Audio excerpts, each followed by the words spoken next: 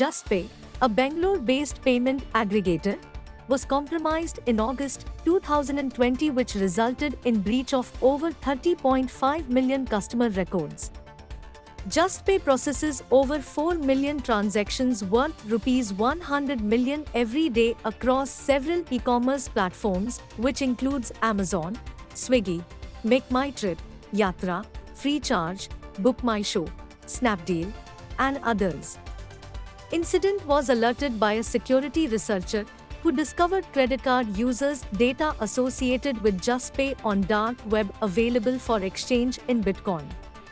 As per the report by the company, a system where data was stored was exposed in a cyber attack on 18 August 2020, where about 3.5 crore records with mask card data and card fingerprint were breached.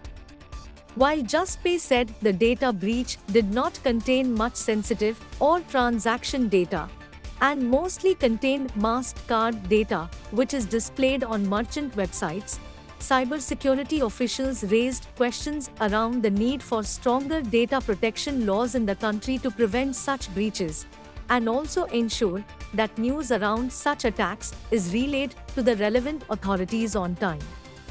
In an ideal scenario, such breaches should be immediately informed to the banks, card networks, and the banking regulator. This was one of the largest cyber attacks that the Indian digital payment fraternity has experienced. This incident has triggered alarm for the country's regulator as well. RBI, the banking regulator in India, has already initiated the investigation on JustPay, and further they are expected to launch full-scale investigations across the country to review the security posture of tech backing the whole financial ecosystems.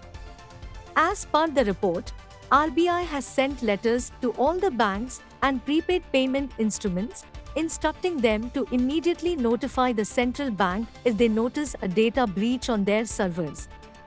To minimize the risk surface, RBI also reached out to Payments Council of India to enforce storage of card number by only licensed payment aggregators and gateways.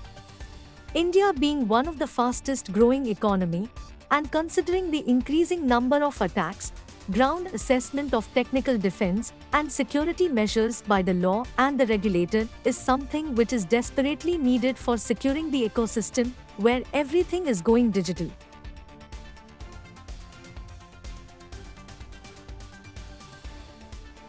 Don't follow security just to meet compliance requirements. Identify threats specific to your industry and business, and deploy and assess the effectiveness of required security controls periodically to build a stronger defense against cyber attacks.